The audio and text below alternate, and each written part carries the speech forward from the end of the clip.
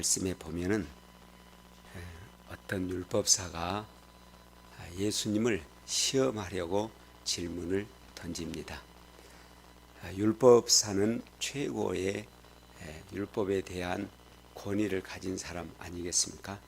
질문하여 이르기를 예수님, 어떻게 해야 우리가 영생을 얻으리까? 라고 질문을 했습니다. 예수님이 되묻습니다. 성경에 뭐라고 기록되었느냐 되묻죠. 네가 알기는 어떻게 아느냐? 왜냐하면 율법사니까요. 그래서 율법사는 자랑스럽게 하나님을 사랑하고 이웃을 사랑하라고 했습니다. 예수님이 말씀하십니다. 그럼 그렇게 해라. 근데 이 율법사가 시험하려고 했는데 너무 쉽게 자기가 질문하고 자기가 대답하고 그만 넘어가 버립니다. 그래서 다시 시비를 걸기 위해서 그러면 우리 이웃이 누굽니까? 실질적으로 예수님께 배우자는 그런 입장이 아니라 시비를 걸기 위해서, 시험하기 위해서 다시 묻습니다. 우리 이웃이 누굽니까? 라고 묻습니다. 자, 만약에 예수님이 지금 우리에게 우리 이웃이 누구냐고 이렇게 묻는다면 저 같은 경우도 이런 대답을 해봤어요. 지금 강도 만난 그 불쌍한 이웃, 그런 이웃을 만나는 것은 실제로 돕기가 어려운 일이 아닙니다. 또 전혀 모르는 사이는 특히 돕기가 쉽죠. 그렇지만은 또 우리가 저 외국을 태국에 쓰나미가 났다, 한국서 도와줍시다. 그 쉽게 국고에서도 도울 수 있고 또 우리 교회에서도 언금합시다. 있는 것 정성껏 할 수 있습니다. 근데 진짜 우리 이웃, 나하고 가장 가까이 살고 어쩌면 내 집안에 있고 정말 나를 가장 힘들게 하는 사람, 아마 그 사람을 돌보라고 한다면 조금 인상이 구겨지지 않을까요?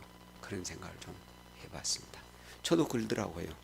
가장 가까이 있는 이웃이 가장 돌보기가 어렵고 여기 이제 예수님이 비유한 사람들처럼 피해가고 싶은 사람이더라고요. 피해가고 싶은 사람. 그래서 예수님이 이제 이렇게 대답을 하시니까 이 율법사가 그러면 예수님, 누가 우리 이웃입니까? 라고 질문을 합니다. 그래서 예수님이 이 율법사한테 비유로 이야기를 하십니다. 어떤 사람이 예루살렘에서 사마리아 가다가 강도를 만나서 두들겨 맞고 옷 다 벗겨지고 또 있는 것도 다 뺏기고 거반 죽게 되었더라 라고 말합니다. 그러니까 죽게 되었으니까 꼼짝도 못하는 것이죠. 그런데 여기 예수님이 누구를 등장시키냐면은 제사장을 등장을 시킵니다. 지금 누구하고 대화를 하고 있습니까? 율법사하고 대화를 하고 있습니다. 그러면 율법사도 레위인 중에 레위인이요, 제사장들 중에 제사장이요, 전문가 중에 법의 전문가입니다. 그렇기 때문에 단 한 번에 어떻게 해야 영생을 얻으리까 물으니까 단 한 번에 하나님을 사랑하고 예수님을 사랑하는 것이라고 대답을 했죠. 또 예수님도 정답이다 라고 말씀을 했어요.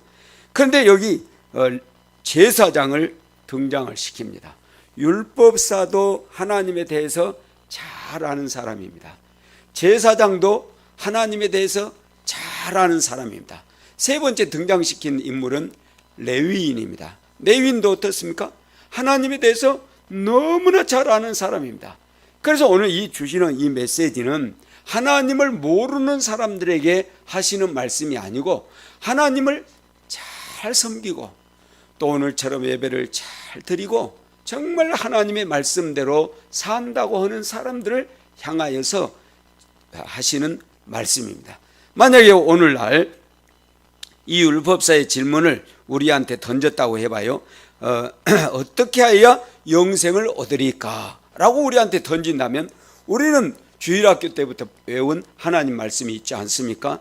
요한복음 3장 16절 하나님이 세상을 사랑하사 독생자를 주셨으니 이는 저를 믿는 자마다 멸망치 않고 영생을 얻게 하려 하심이니라 라고 말씀하심으로써 영생을 우리가 얻는 길은 예수만 믿으면 되거든요. 근데 율법 당시에는, 그때 당시에는 그 율법사가 예수님을 인정하지 않는, 즉 구약의 율법사로서 무엇을 해야 영생을 얻으리까 라고 질문을 던졌을 때 그들은 예배도 잘 드렸고 절기도 잘 지켰고 하나님의 백성으로 잘 살았어요. 그럼에도 불구하고 예수님이 이제 그 율법사와 대화를 나누고 계십니다. 그러면서 이 율법사가 이웃이 누구냐고 했을 때 예수님이 지금 이 비유로 말하는 것이에요. 그래서 율법사가 묻기를 그러면 내 이웃이 누굽니까? 라고 말할 때 제사장과 레위인 비유, 그리고 전혀 하나님과는 관련이 없는 사마리아 사람, 혹 예수를 믿을 수도 있습니다. 하나님을 믿었을 수도 있습니다. 이 사마리아 사람을 등장시켜 가지고 어려운 일 당한 사람을 도와주고 갔다는 이야기를 지금 하고 계십니다. 그러니까 오늘날로 말하면 예수 믿는 사람들은 다 도와주지 않고 다 피하고 가버렸는데 오히려 하나님을 잘 모르고 예수님을 잘 모른다고 하는 이 사마리아인이 도와주고 갔다. 그러시면서 네 생각에는 누가 이웃이겠느냐 그랬을 때 이 율법사가 대답하기를 자비를 베푼 사람입니다. 그럼 너도 그렇게 하라 라고 오늘 본문의 내용에 말씀하고 있습니다. 자, 여기에서 한번 제가 이런 생각을 해봤습니다. 이 영생의 단계가 어느 정도 인생길을 걸어가는 데 있어서 높은 단계인가? 그걸 성경에서 한번 찾아봤어요. 그랬더니 가장 우리가 기본적인 단계가 재물의 단계라고 말합니다. 재물, 우리가 가지고 있는 것들이죠. 그런데 그 재물보다 높은 단계가 명예라는 것입니다. 명예. 돈을 써갖고 명예를 얻으려고 하지 않습니까? 그래서 잠언 22장 1절에서는 많은 재물보다 명예를 택할 것이요 은이나 금보다 은총을 더욱 택할 것이니라. 이렇게 지금 이야기를 하고 있습니다. 그런데 재물보다도 명예보다도 그 윗단계가 뭐냐면 지혜의 단계를 말합니다. 그래서 잠언 4장 7절에 지혜가 제일이니 지혜를 얻어라. 그래서 솔로몬이 지혜를 달라고 그렇게 말을 했습니다. 그런데 이 지혜보다도 월등한 단계를 예수님이 말씀하셔요. 그게 뭐냐면 바로 목숨입니다. 생명. 마태복음 16장 26절에 사람이 만일 온 천하를 얻고도 제 목숨을 잃으면 무엇이 유익하리요? 사람이 무엇을 주고 제 목숨을 바꾸겠느냐? 저렇게 삼성이 이루어놨지만은 이병철 씨나 이건희 씨나 가보니까 끝나잖아요. 목숨은 이렇게 중요하다는 것이죠. 우리도 마찬가지입니다. 그런데 목숨보다 더 중요한 단계가 있습니다. 이 목숨이 끝난 다음에 하나님은 육신은 흙에서 왔으니 흙으로 돌아가고 우리의 영혼은 하나님께로부터 왔기 때문에 하나님께로 간다고 말씀하시면서 이 영혼의 소중성을 말합니다. 그래서 예수님은 누가복음 12장 20절에서 하나님은 이르시되 어리석은 자여 오늘 밤에 내 영혼을 도로 찾으지니 그러면 내 예비한 것이 네 것이 되겠느냐. 우리 죽도록 수고했는데 하나님 데려가 보면 아무것도 아니라는 거죠. 제가 갑자기 새벽 3시에 눈을 떴습니다. 그리고 소조 100만 대군이 창을 가지고 와서 제 몸을 난도질 해버린 것처럼 그런 고통이 밀려왔습니다. 고춧가루를 한 동울을 물에다 타가지고 몸속에다 부숴본 것처럼 얼마나 맵고 뜨겁고 아픈지 미꾸라지 잡아가지고 청소하려면 그 느끼한 거 청소하려면 소금 쳐보면 막 푸득푸득 뛰어버리죠. 그런 것처럼 제가 방바닥이 막 떼굴떼굴 굴렀어요. 죽게 됐어요. 그때 제 마음속에 옆에 총이 있으면 탁 쏴버리고 싶더라고요. 정말 그렇게도 아픔을 체험했어요. 왜 그랬냐면 심근경색이 갑자기 온 거예요.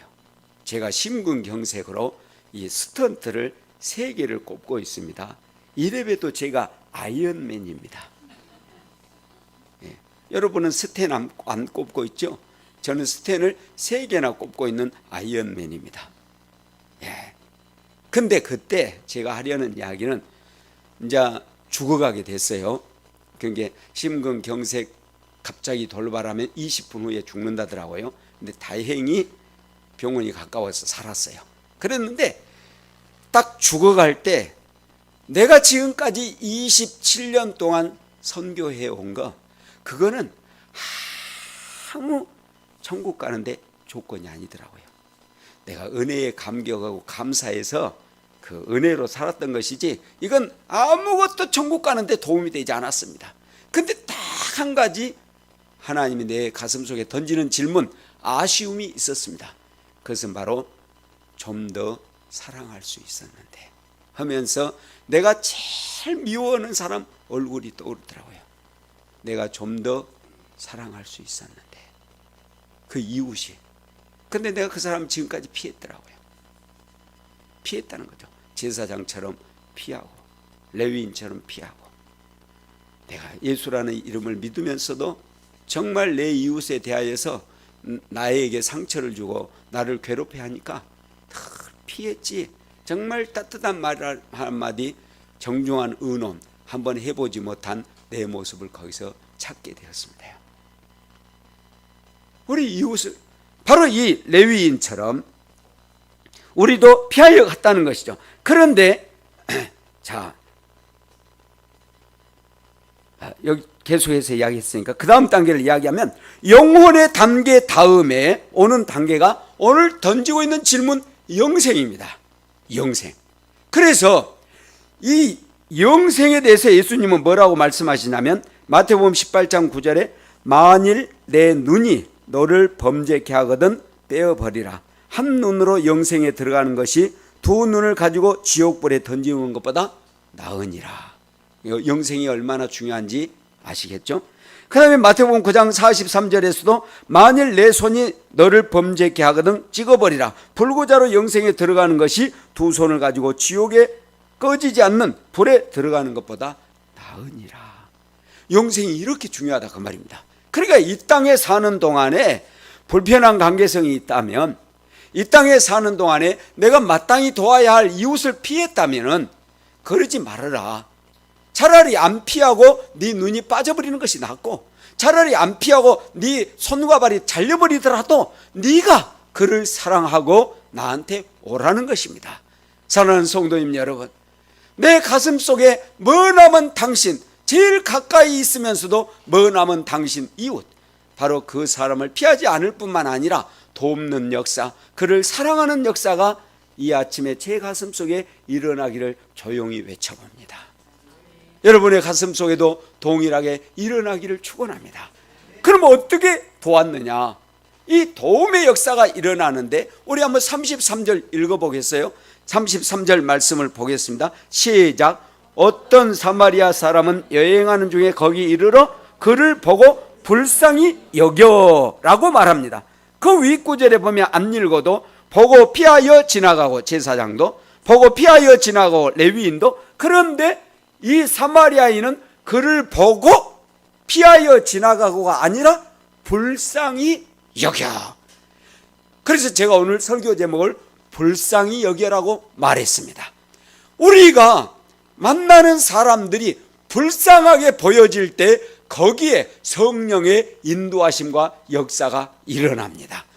오늘 우리 푸른성교회 성도님들이, 우리가, 내 이웃이, 내 남편이, 내 아내가, 내 자녀가, 내 일가 친척이, 내 이웃이, 그 영혼이 너무너무 불쌍하게 여겨질 때, 그때부터 하나님께서 개입하시고 역사를 일으키시는데요. 어떤 역사를 일으키시냐면, 자, 불쌍히 여겨 34절 가서 볼까요? 시작.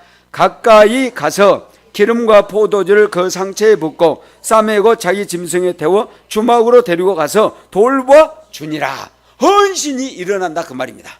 어떤 헌신이 일어납니까? 오늘 본문에 보니까는 가까이 갔다는 것이죠.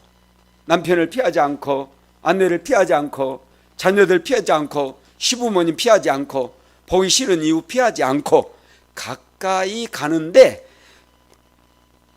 하나님께서 그 마음속에 헌신을, 거룩한 헌신을 일으키십니다. 자, 그 소중한 기름을 허비합니다. 포도주를 허비합니다. 상체에 붓고 싸매줍니다. 자기 짐승에 태워줍니다. 자, 싸맬 때 자기 옷으로 했겠죠. 다 벗겨져 있으니까.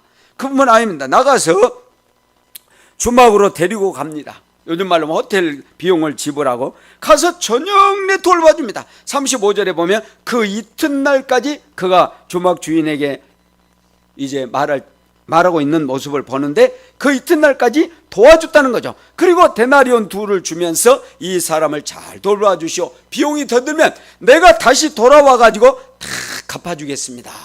자, 성도님 여러분, 이 장사꾼 나중에 여기 왔을까요? 안 왔을까요? 네, 저는 100% 왔다고 생각합니다. 또 장사꾼이니까 자주 거리 왕래했을 것 같아요. 그러면서 끝까지 책임져 줬다는 것이죠. 그래서 우리가 내 이웃을 향하여서 나아가는 것은 사랑과 희생과 끝까지 돌봐주는 자세로 나아간다는 것입니다. 이것이 우리 이웃을 향한 사랑이라는 것이죠. 오늘 옆에 남편이 계시면은, 아내가 옆에 있으면 한번 당신은 내 사랑, 내 이웃입니다. 한번 이야기해 보세요. 오늘 부부가 없어요. 네. 혼자 오신 분들이 많으신데 제가 혼자 와서 그럼 옆 사람하고 이야기해 보세요. 당신은 내 사랑, 내 이웃입니다. 할렐루야. 그래요. 어쩌면 그 사람 때문에 내가 상처받았을 수 있어요. 어쩌면 그 사람 때문에 이 강도처럼 내 영혼이, 내 심정이, 내 마음이 완전 죽을 지경에 이를 수 있어요. 그럼에도 불구하고 그를 향하여서 나아가라고 오늘 예수님은 말씀하고 계십니다. 저는 정말로 태국 가기 싫었던 사람이에요. 저는 14살 때부터 북한 선교를 꿈꿨어요. 그리고 청년 때 하나님께 기도하기를 비무장지대에다 떨쳐주시면 북한으로 넘어가 갖고 텔레비에 나가서 복음 전하겠습니다. 이렇게 기도를 했던 사람이에요. 그리고 신학교 다닐 때 얼마나 북한에 가고 싶었던지 조준상 목사님 북한 선교 훈련을 가가지고 훈련도 받았어요. 나중에는 아시아연합신학 선교대학원 북한 학과에 가가지고 교육도 받았습니다. 석사학위 공부할 때. 그만큼 내가 북한에 집착이 있던 사람이에요. 그런데 날들어 동남아 선교회에서 태국으로 가래요. 어디냐고 그랬더니 미얀마와 태국 국경지대라는 것이에요. 그럼 내가 속으로, 나는 촌에서 목회하고 있는데 내가 또 촌도 지금 벗어나서 도시로 평양이나 안 그러면 이렇게 푸른섬 교회 목사님처럼 서울로, 그런 마음이 있었는데 아니 태국에 밀림으로 가라더니 제가 가겠어요. 그래서 기도해 보겠습니다. 그리고는 집에 와버렸어요. 그리고 그날 그렇게 대답할 수밖에 없었던 게, 그 선교회 자매가 찾아왔는데 빵을, 그때는 배고픈 시대거든요. 32명이 이런 빈상에서 잠을 잘 때였어요. 편상에서. 기숙사가 그렇게 좁았어요. 목사님도 그때 거기 잤죠? 예. 그렇게 잠을 잤어요. 근데 그때 빵을 사준다든지 여전도에서 와서 밥 해준다든지 그 뭐 여전도의 봉사팀이 와서 밥을 해준다, 그런 날은 제 생일이었어요. 얼마나 감사했는지 몰라요. 근데 그날 자매가 빵을 딱 사주면서 날들어 태국 선교를 가래요.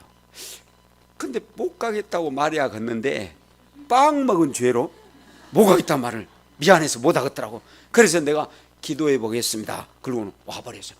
다음 날 수업을 받고 있는데, 박문수 전도사님 있습니까? 예, 전데요. 밖으로 나오세요. 총회 총무님이 오셨습니다. 나는 우리 집안의 목사 1호라 날 찾아올 사람이 없어요. 그래서 복도로 딱 나갔더니 총회 총무님이 오셔가지고, 박문수 전도사님입니까? 예. 악수 한번 합시다. 예. 손을 잡아요. 덩치가 크세요. 손을 딱 잡아 흔들면서 태국 선교 지원하신 것을 감사합니다. 저는 기도해 본다고 그랬지 지원하지 않았는데요. 처음에는 다 그렇게 말합니다. 와, 근데 가기가 싫은 거예요. 갈까 막 가라 하는데. 근데 내가 손을 빼면서 안 가려고 집에 가서 한 달간 기도해 본 다음에 아내가 가자 그러면 가겠습니다. 그리고 한 달간 나만 기도해요. 근데 기도 제목이 못 가겠다고 기도하는 거예요. 하나님, 나는 이제 가서 언제 공부합니까? 38살 되면 안 돼요. 지금 34인데 공부 끝나면은 준목고시 2년 후면 목사 안수, 또 선교사 훈련은 2년, 38. 아이고 하나님, 난 못 가요, 못해요. 나 이제 가서 태국어 공부 못해요 하나님, 못합니다. 그럼 막 펑펑 울었어요.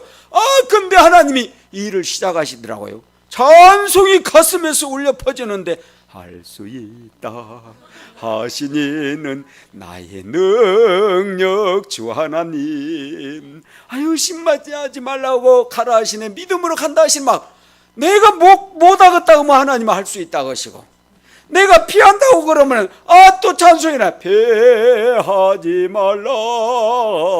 우리가 곁길로 피해도 어쨌든 요리조리 피하려고 하는데 도저히 피할 수가 없는 거예요. 이 제사장이 저였고 레위인이 저였어요. 내 꿈을 향하여서는 달려갔지만은 정작 희생하라는 것은 하기가 싫더라고요. 여러분도 그러실 때가 있을 거예요. 다 성령에 의해서 우리가 이끌려가니까 성령님께서 시키시는 것은 또 잘 이해가 안 되고 무섭고 두렵습니다. 내가 실천했다가는 망해볼 것 같고 죽을 것 같아요. 그런데 배후에 계신 하나님의 수가 있습니다. 그 은혜에 묻히시기를 예수 이름으로 축원합니다. 그래서는 이제 한 달이 그렇게 기도하다 지나갔는데 절대로 아내한테 말 안 했어요. 왜냐하면 가자고 해볼까 봐. 그런데 본부에 약속을 했기 때문에 약속을 지켜야 하니까 제가 저녁에 식사를 하다가 밥을 이제 놔두고 물을 마신 다음에, 여기 있군요. 물을 마시고 나서 제가 아내한테 그랬어요. 여보, 태국의 국경지대 미얀마와 태국 사이에 선교사를 찾고 있는데 7명의 선교사 후보생이 지원을 했다가 포기를 했대. 왜 포기한지 알아? 그 사람들은 전기도 없고 학교도 없고 병원도 없고 맨발로 살고 옷도 배틀째로 짜서 입고 살고 드들방아 찍고 살고 대나무로 집 짓고 사는데 바람이 얼마나 들어오는지 이 추워가지고 겨울이면 죽어가는 사람이 너무 많대.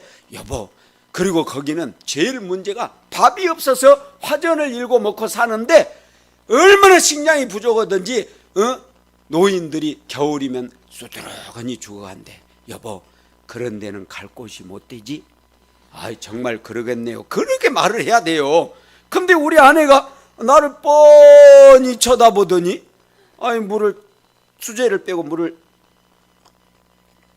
딱 마시고 나서는, 여보, 왜? 그런 데는 당신이 가시오. 와, 성령님이 햄머로 때려본 것 같더라고요. 그래서 내가 화가 나고, 나는 북한 선교한다고 했지 태국 선교한다는 말 안 했다. 그러니까 아내가 하는 말이, 북한 문은 안 열렸으니까 열린 태국부터 가시오. 우리가 원서 써갖고 간다면은 실력이 없어 못 가겠지만은 7명의 선교사들이 포기해본 어려운 데라면 당신이 가야 되지 않겠냐고. 그러는데 하나님이 가라고 하시는 것 같더라고요. 그래서 내가, 여보, 내가 가게 되면 당신도 고생할 건데 괜찮냐? 그랬더니, 나는 당신과 결혼할 때 이미 예수님만 따라가는 당신 따라가기로 결심했어요. 그러는 거예요. 더 이상 대답을 못 하겠더라고요. 그래서 본부에 가서 이야기를 했더니 너무 좋아해요. 3가지가 좋았대요. 왜냐하면 첫째는요, 우리가 결혼하고 7년 동안 자녀가 없었어요. 근데 자녀 없은 게 좋았대요. 나는 속설인데 윌림에 가야 되니까. 2번째, 신학을 막 졸업해서 따끈따끈해서 좋았대요. 3번째로 제가 날씬했어요. 그때는 58kg였거든요. 지금은 제가 65kg가 됐습니다. 58kg인데 거기다가 산을 잘 타는 등산가, 마라톤 선수, 태권도 5단, 쿵후 2단, 쌍절 이렇게 하는 거 알까, 우리 시대를? 이소룡의 정무문 막 그런 거 따라서 했던 시대예요, 우리는. 그러니까 너무 좋더래요. 그래가지고는 본부에서 신학교 학비, 선교 훈련을 학비도 내주고 졸업식장에도 다 오고 용돈도 오고 막 너무 좋아갖고 내가 가서 간다고 말했더니, 그런데 나중에 30개 후원교회를 만들어갖고 오래요. 그래서 제가 화가 나가지고 나는 못한다고 그러고는 안 간다고 그래버렸어요. 안 간다 했더니 놀래가지고 그럼 안 가도 좋으니까 태국 구경만 한번 갔다 오고, 내가 안 가는데 왜 갑니까? 그랬더니 공짜로 여행시켜주니까 갔다 오래요. 아, 이거 공짜 좋아하면 안 되겠더만. 그래서 이제 여권을 들고 태국을 갔어요. 밀림에, 깊은 밀림에 들어갔는데 아주머니가 오더니는 날들어 그래요. 오미 오미? 그래서 내가 한 오후 3시쯤 됐는데 이렇게 손을 가리키면서 오미 오미? 그러게 밥 먹었냐? 꼭 그런 것 같더라고. 그래서 나도 얼른 영어로 대답했지. 노미 노미? 나 잘했죠. 그랬더니 가더니 밥을 한 수쿠리를 가져왔어요. 그럼 이 밥을 한 30명 먹겠구나 생각하고 기다리는데 아무리 기다려도 안 와요. 그래서 창문을 열고는 딱 밖에 본 게 밥 갖다 놓은 아줌마가 그 나무 교회 기둥에 기대고 이러고 있어요. 이리 와보시오. 한국말로 이리 와보시오. 통하지도 않는데 그래도 이렇게 옮겨 오르더라고요. 오라고 밥을 이거 수저랑 젓가락이랑 반찬이랑 가져라고, 그래야 먹지 배고픈데. 그랬더니 아줌마가 와서 손으로 주물주물해갖고 입에다 탁 넣고는 저 고춧가루 하나 탁 찍어서 먹고 끝내버리더라고요. 그래서 이것이 수저고 이것이 젓가락이고 이것이 반찬이구나. 그러면서 내가 다시는 여기 오는가 봐라 마음을 그렇게 먹었어요. 전혀 그 민족이 불쌍히 여기는 마음이 안 드는 거예요. 그래서 이제 거기서 걸어서 1시간을 산을 내려왔고 오토바이를 세워놓은 곳에 도착을 했는데 너무 땀을 많이 흘렸기 때문에 망고나무 밑에 앉아 있었어요. 그런데 애들 3명이, 4, 5학년 3명이 막 달려오더니 제 앞에 먼지를 일으키면서 신발도 안 신은 발로 그냥 확 브레이크를 잡으니까 황투 그게 그냥 나한테 뒤집어 씌우면서 걔들 얼굴 보니까 막 하루 종일 땀 흘렸지, 막 구슬치겠지, 그 손으로 얼굴 만졌지, 그냥 자동으로 막 그림이 얼굴에 그려져 있어요. 근데 그 얼굴 모습을 보면서 난 이런 데 안 온다. 하나님, 난 여기 안 옵니다. 내가 그랬어요. 근데요, 참 하나님 묘하시대요. 형연할 수 없는 큰 감동을 주시는데, 문수야, 네가 길러야 할 애들이다. 그 말씀을 하시는데요, 나도 모르게 감동이 돼갖고 그 말씀 속에 하나님의 능력, 권능, 기적, 역사, 헌신, 감동이 한꺼번에 밀려오는데 나도 모르게 손들고 하나님, 내가 죽을 곳을 발견했습니다. 그렇게 하나님 말씀을 드리고 걔들을 다시 보는데요, 어쩌면 그렇게 사랑스럽고 예쁩니까? 26년이 지난 지금까지 그 마음이 변치 않는 거예요. 그래서 밀림에 들어갔고 애들을 25년 동안 600명을 데려다 길렀습니다. 다 자기 은사대로 가락했는데 하나님의 은혜로 교육자가 50명이 넘게 나왔습니다. 나래 교육자는 성도가 700명입니다. 그 애들 마을 가서 보니까 교회가 없어서 기도처 세우고 교회 세웠는데 지금 50개 이상을 세웠습니다. 그리고 그 교회를 관리할 교육자들을 훈련을 시켰는데요, 국민학교도 다니지 않았기 때문에 중학교부터 대학원까지 또 준목고시 목사 과정까지 25년을 훈련시켜가지고 작년에 50명 중에 2명이 목사 됐습니다. 근데 비록 2명이 25년 만에 2명이지만 우리 사카이 목사님은 7개 교회를 개척했습니다. 훌륭하죠? 수라차이 목사님은 3개, 사토 목사님은 5개, 전래 목사님은 2개. 그래서 목사님이 됐어요.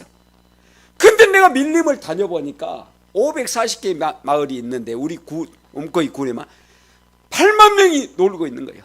어림조사에서 약 8만 명이 학교를 못 다니고 놀아요.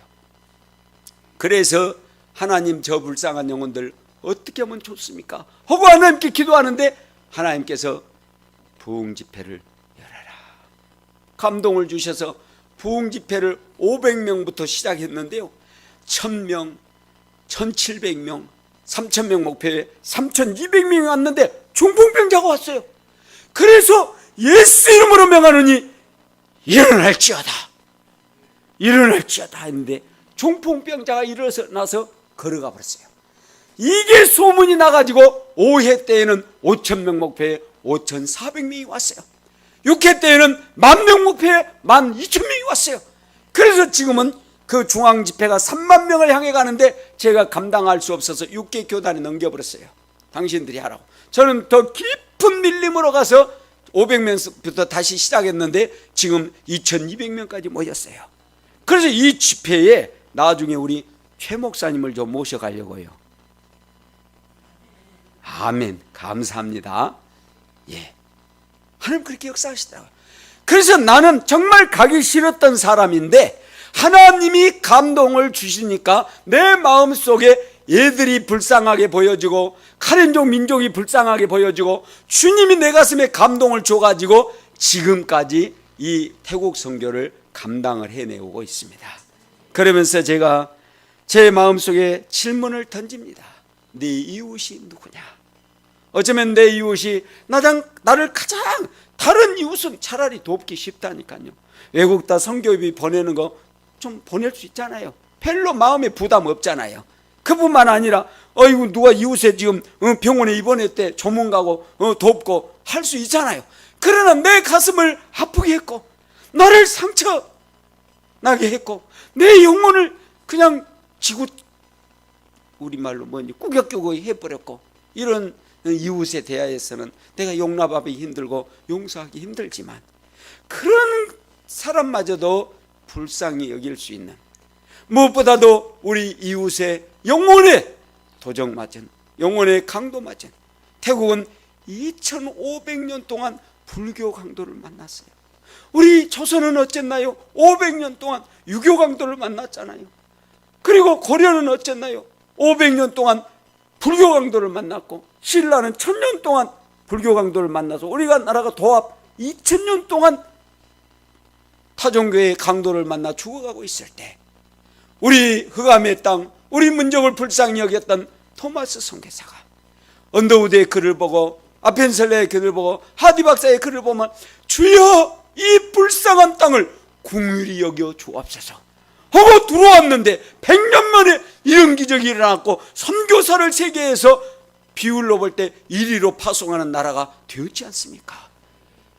이런 불쌍한 마음이 해외로도 나가지만은 내 가장 가까운 사람들에게 생겨져서 그들을 위해 기도하는, 그래서 그들을 살려내고 가까이 가서 내 참 소중한 기름을 그를 위해 쓰고 내 소중한 포도주를 그를 위해 쓰고 내 소중한 시간을 그를 위해 쓰고 내 소중한 옷을 벗어서 그에게, 자존심의 옷을 벗어서 그에게 주고 해서 내 불쌍한 이웃이 살아나 우리 푸른성 교회가 우리 태국에 올 날이 있기를 기대합니다.